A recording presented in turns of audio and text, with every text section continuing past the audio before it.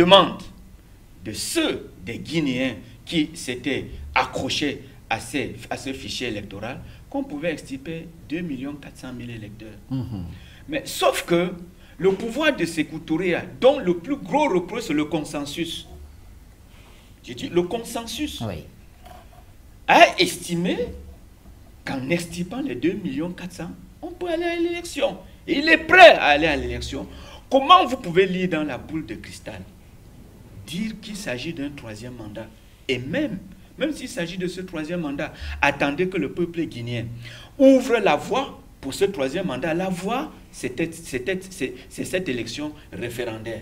Le référendum, c'est oui ou non pour le projet de la nouvelle constitution. Et l'histoire de la Guinée de 1958 à 2020, c'est la longue marche des référendums. Pas la longue marche, elle est semblable à la longue marche de Mao Tse-tung, qui a produit la Chine moderne aujourd'hui. Nous sommes en Guinée sur la longue marche des référendums constitutionnels. En 1958, après d'âpres négociations, un Guinéen a pris la responsabilité de soumettre un projet de constitution au peuple guinéen. Il était question à cette époque que les Guinéens choisissent s'ils doivent continuer à appartenir à la communauté franco-africaine ou s'ils doivent arracher leur indépendance. Et le peuple guinéen, souverain, debout, depuis Alpha Yaya, depuis l'Almami Samori Touré, l'empereur de Ouassalon, ce peuple s'est levé et sous Sékou Touré a dit « nous préférons notre liberté ». Et cette indépendance a indépendantisé tous les autres États africains. Je ne vais pas dire décoloniser tous les autres États africains. Je pense que en décembre 90, précisément le 23 décembre 90, à la faveur du sommet de la Baule, le président Lansana Conté, qui était un pur produit militaire, parce que Lansana Conté, de regretter mémoire, fait partie de ces militaires qui ont dit que cette Guinée ne devait pas être déstabilisée. Pourquoi? Parce que sous eux, 9 coups d'État ont été essuyés ici, en Guinée, dans cette République de Guinée. Donc, Lansana Conté soumet un projet de référendum le 23 décembre 1990 aux Guinéens. Ce projet, la particularité, c'est que l'élection doit être multipartite. Les Guinéens, une fois de plus, ont pris leur destin en main. Et on dit, nous voulons le retour du multipartisme. Pourquoi? Parce qu'en 1958, ne l'oublions jamais, en 1958, lorsque la Constitution est adoptée, ce n'était pas seulement le PDG, le Parti démocratique de Guinée. Non, il y avait des candidats indépendants comme Habib Tian de Dinguiraye, qui était député au niveau de l'Assemblée nationale guinéenne à l'époque. Et il y avait un autre parti. Donc, il était question, par référendum, de revenir à la situation de 1958, qui avait changé en 1982 avec l'adoption de la Constitution du 14 mai 1982, créant la République populaire révolutionnaire de Guinée. Donc, après 1990, les Guinéens ont dit lors de ce deuxième référendum, nous voulons du multipartisme dans ce pays. Et ce multipartisme y est aujourd'hui.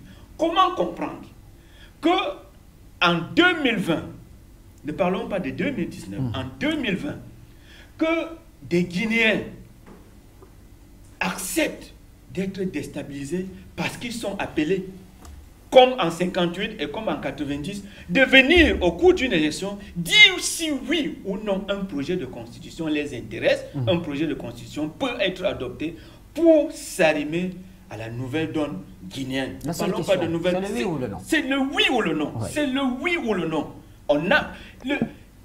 Lorsque le référendum, ce projet de constitution, est soumis au peuple, c'est la voie idoine. Je pense qu'il faut reprendre les mots d'Ahmed Sékou Touré, qui disait que le régime démocratique de Guinée était plus démocratique que certains régimes en Europe. Quels sont les pays aujourd'hui qui emploient la formule constitutionnelle du référendum? Ils sont rares. Tout à côté, en Côte d'Ivoire, on vient de terminer la révision constitutionnelle. Pas le peuple guinéen, le peuple ivoirien n'a pas été consulté par voie de référendum. Au Cameroun, partout ailleurs, ça s'est fait à l'Assemblée nationale, même pas à la plénière. J'ai dit même pas à la plénière. Donc, il faudrait que les Africains comprennent. Les enjeux sont très grands. C'est quoi? C'est qu'en réalité, la Guinée est ce pays qu'on a trouvé sur un chemin qui ne lui était pas ouvert.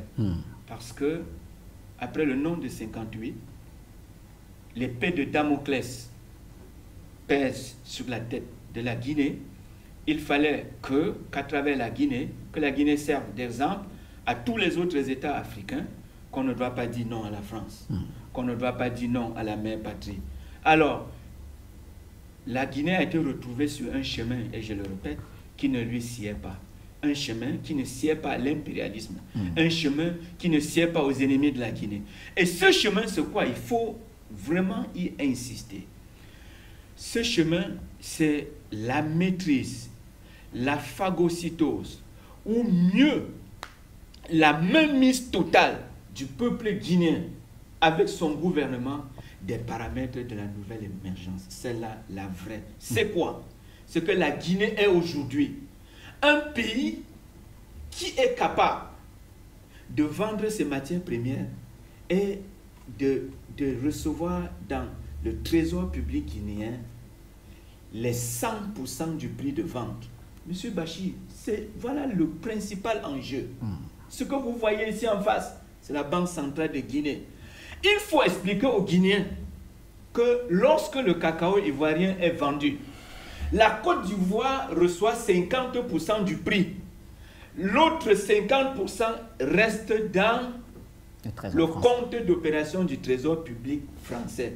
Et c'est un compte qui ne fait pas de reddition, qui n'accepte pas de reddition. Qu'est-ce que cela veut dire? C'est un compte à qui on ne demande pas de compte rendu. Excusez la tautologie. Oui. C'est-à-dire, votre argent y entre et c'est le sable mouvant, il disparaît. Voilà la réalité qu'il faut expliquer aux Guinéens. Parce que j'ai l'impression qu'ils sont en train de jouer. Nous sommes des prisonniers de l'émergence. L'émergence dont on parle, elle ne peut être réelle qu'en Guinée. Pourquoi? Parce que la bauxite de Bokeh, lorsqu'elle est vendue à l'international, la Guinée reçoit les 100% du prix. Voilà l'enjeu.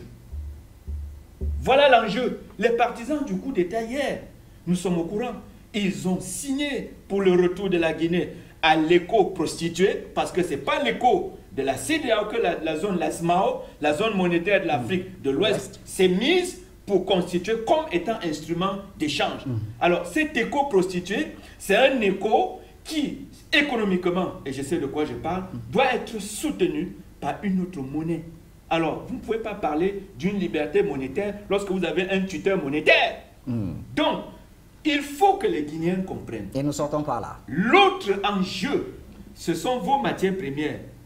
Tout ce qui se fait en politique, c'est de l'affichage. Au fond, il y a des intérêts économiques grands.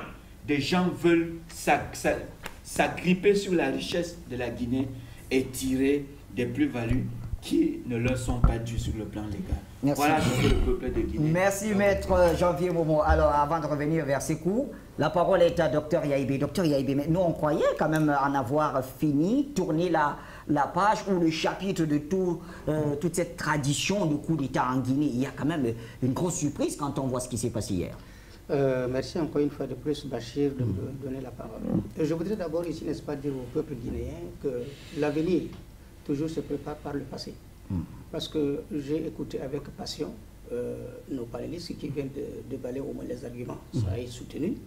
Je me retrouve, je dis donc qu'en réalité, en Guinée, il y a une plaie qui n'est pas encore, n'est-ce pas, cicatrisée. Laquelle? Je veux parler lorsque Dadis Camara avait pris le pouvoir. Vous avez vu, au moins, n'est-ce pas, ces pays étaient rentrés véritablement dans une situation dépravante.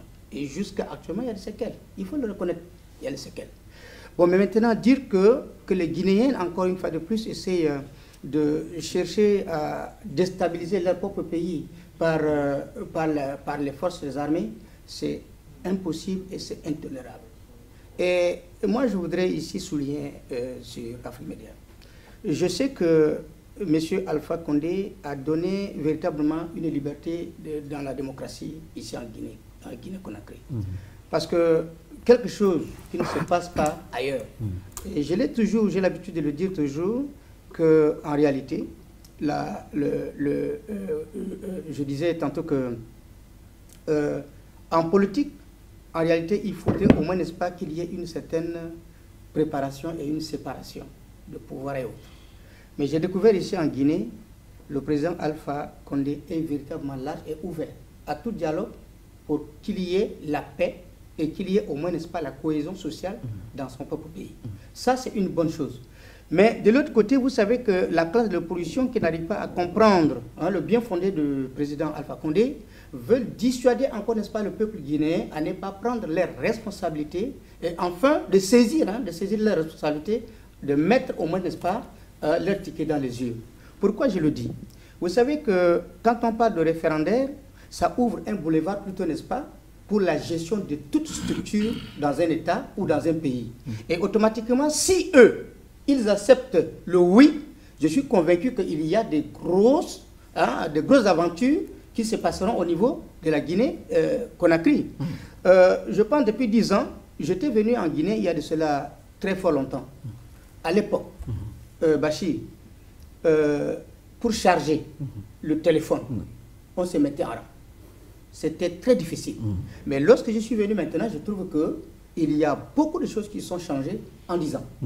Et en 10 ans, il faut le reconnaître, qu'en réalité, monsieur le président de la République guinéenne a ouvert plutôt, n'est-ce pas, un boulevard pour créer des structures, pour créer des emplois, pour créer des établissements, pour créer beaucoup de choses, afin que les Guinéens soient à l'abri de tout besoin. Oui. Alors il faut le reconnaître, c'est important.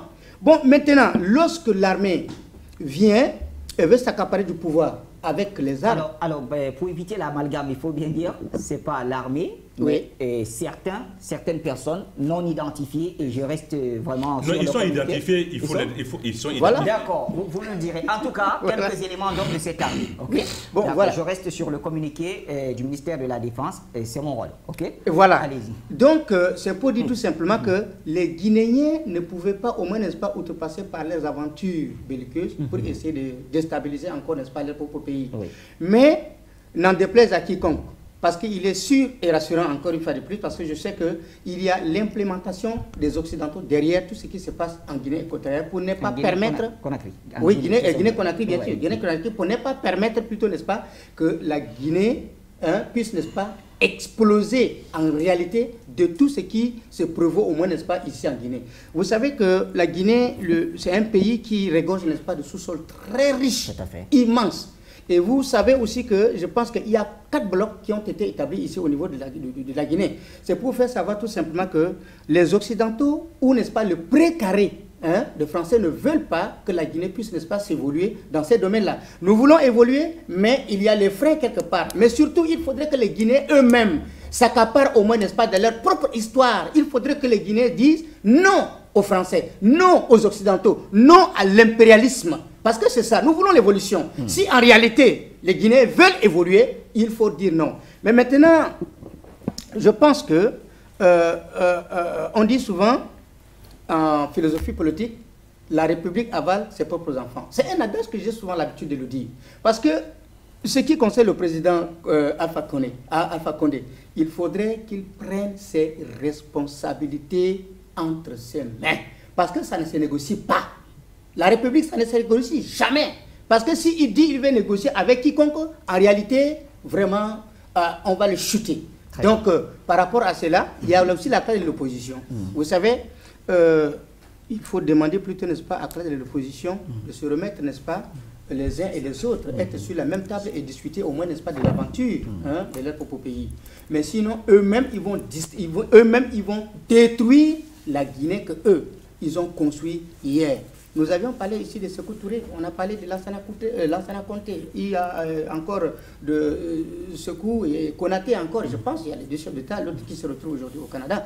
Mais je pense qu'en réalité, il y a une plaie. Il y a une plaie qui est ouverte depuis très fort longtemps, mais ce n'est pas encore renfermé. Il faudrait que les Guinéens soient très sages et intelligents. Très bien. Merci, docteur Yaïbé. Avant de passer la parole à Sékou Savané, avec la complicité de notre réalisation, on va diffuser cet élément. Alpha Condé prendre en otage notre pays. Mes chers compatriotes des forces de défense et de sécurité, je vous ai lancé un appel hier. Mettez-vous du côté du droit. Aidez-nous à défendre notre constitution, à nous défendre les droits et libertés des Guinéens et empêchons la prise en otage de notre peuple, de notre démocratie par Alpha Condé. Vous avez donné la preuve de votre patriotisme à plusieurs reprises, ici à l'intérieur du pays, mais en Angola, au Mozambique, en Afrique du Sud, en Guinée-Bissau, partout où la liberté de l'Afrique a été menacée, l'armée guinéenne était présente. Aujourd'hui, cette liberté est menacée en Guinée. Mettez-vous du bon côté. Sauvons la Guinée, sauvons la démocratie. Alpha Condé prendre en otage notre pays. Mes chers compatriotes des forces de défense et de sécurité, je vous ai lancé un appel hier. Mettez-vous du côté du droit. Aidez-nous à défendre notre constitution, à nous défendre les droits et libertés des Guinéens et empêchons la prise en otage de notre peuple, de notre démocratie par Alpha Condé. Vous avez donné la preuve de votre patriotisme à plusieurs reprises, ici à l'intérieur du pays, mais en Angola, au Mozambique, en Afrique du Sud, en Guinée-Bissau, partout où la liberté de l'Afrique a été menacée, l'armée guinéenne était présente. Aujourd'hui, cette liberté est menacée en Guinée. Mettez-vous du bon côté. Sauvons la Guinée, sauvons la démocratie. Voilà, merci donc à la réalisation. Je n'ai aucune question. Monsieur Bachir, je suis sidéré au plus profond de mon cœur quand je vois ce monsieur Cellou Dalein.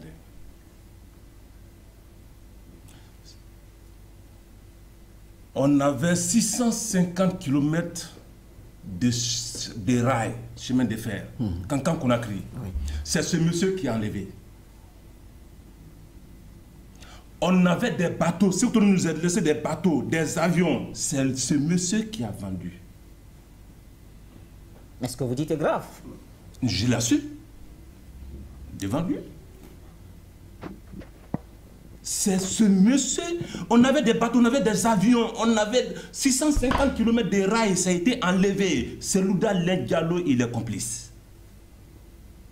Comment vous expliquez sa complicité? Était-il à la tête d'un ministère en charge de tout cela? Il était à la tête d'un ministère. La vente des rails, les premiers versements ont été faits à la Banque centrale ici, 500 000 $. Cellou Dalein, c'est lui qui a signé. L'enlèvement de notre rail, c'est lui qui a... La vente de l'avion, c'est lui. Les bateaux, c'est lui. Tout est lui.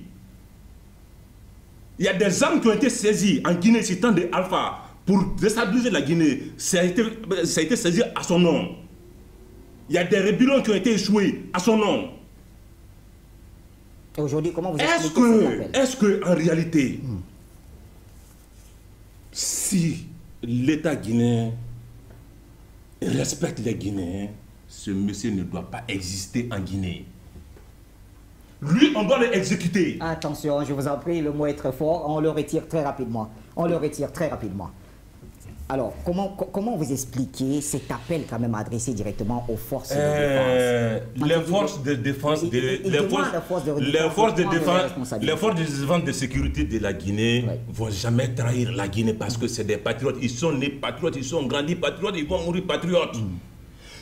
Ils ont Cellou Dalein à négocier avec certains de ces éléments dans l'armée pour faire le push. C'est pas daté d'aujourd'hui. Il y a longtemps, il est dans ça. Il y a longtemps, il est dans ça. Ce qui a été passé hier, c'est lui. Alors, c'est vrai que nous, au niveau d'Afrique Média, on n'a pas des preuves pour affirmer. Non, il y a des preuves, il a dit. Il a dit. Il a des preuves, il a dit. Il a dit. Donc, moi, je me demande, qu'est-ce que ce monsieur, il veut exactement à la Guinée? Parce qu'il a, avec un groupe de personnes, comme je l'ai dit, ce sont des anciens ministres qui ont pillé, qui ont détruit, qui ont essayé de liquider la Guinée pour des intérêts personnels, parce que j'appelle ça récrimination des mauvais sentiments. Oui. Parce qu'ils ne font que des publicités, des tennis, de la violence, je ne sais pas, les mots me manquent. Le président Alpha Condé a-t-il, je vais dire, accepté ou plutôt satisfait toutes leurs revendications? C'est l'erreur du président Alpha Condé. On ne dirige pas un pays comme ça, comme celle de la Guinée. Quand tu es chef d'État, il faut l'assumer. On gère un pays avec des lois, avec responsabilité, avec fermeté.